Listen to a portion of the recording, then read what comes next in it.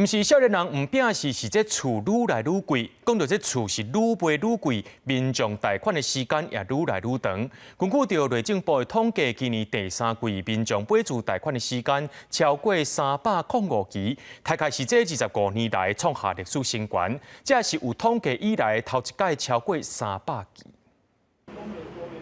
一个行入去，走卡到客厅是看现现，内底还有一家一房。这款的细间厝是袂少头一届买厝的人心的选择。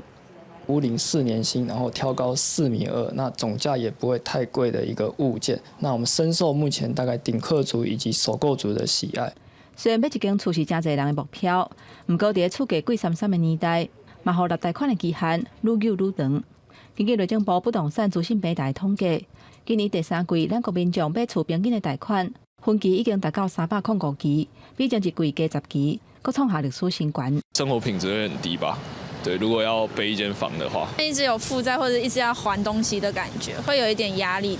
那进一步以各区域来看，今年第三季平均买厝贷款的分期，分上济期是高雄市348期，平均册贷款爱纳29年；台南市是336期，新北县323期。六都除了台北市以外，平均买厝的贷款拢分300期以上。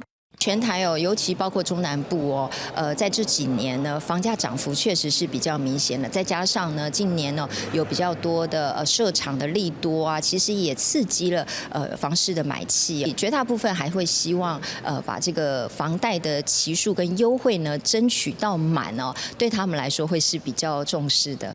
张秀兰表示，厝价起了后，民众将来当透过分期期立贷款来降低买厝的负担，加上申请安政策房贷，和分期期立贷款的比例增加。